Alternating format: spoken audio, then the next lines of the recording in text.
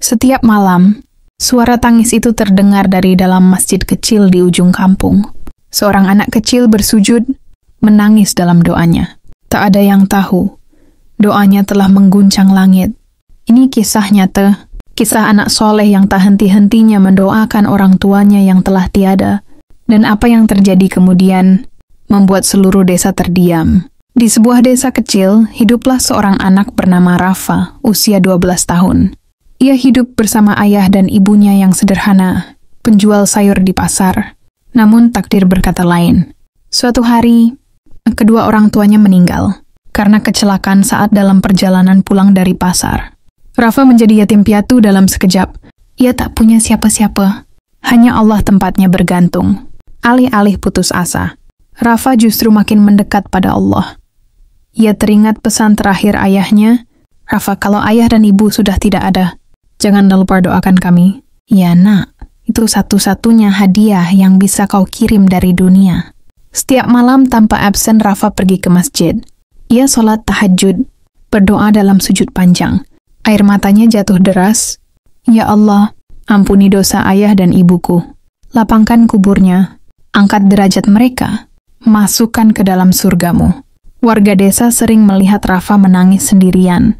Tapi yang paling mengejutkan, beberapa orang tua di desa mulai bermimpi. Dalam mimpinya mereka melihat dua orang bercahaya, tersenyum tenang berpakaian putih. "Terima kasih. Doamu telah menyelamatkan kami, nak," kata sosok itu. Mereka yakin itu orang tua Rafa.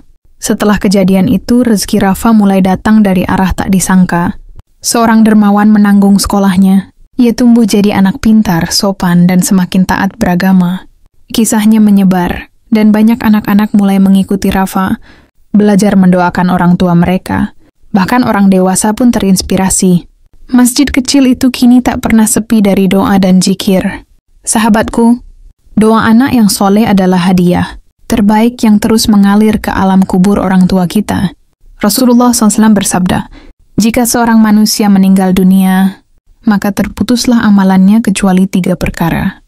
Sedekah jariah, ilmu yang bermanfaat, dan anak soleh yang mendoakannya." Kalau orang tuamu masih hidup, bahagiakan mereka.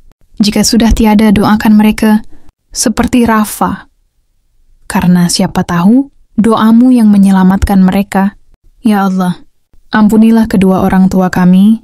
Sayangi mereka sebagaimana mereka menyayangi kami di waktu kecil. Lapangkan kuburnya, terangilah jalannya, dan kumpulkan kami kembali dalam surgamu. Amin ya Rabbal Alamin. Jangan lupa untuk like dan subscribe, agar semakin banyak yang terinspirasi dan mendoakan orang tuanya hari ini. Semoga kisah ini menjadi amal jariah untuk kita semua. Terima kasih.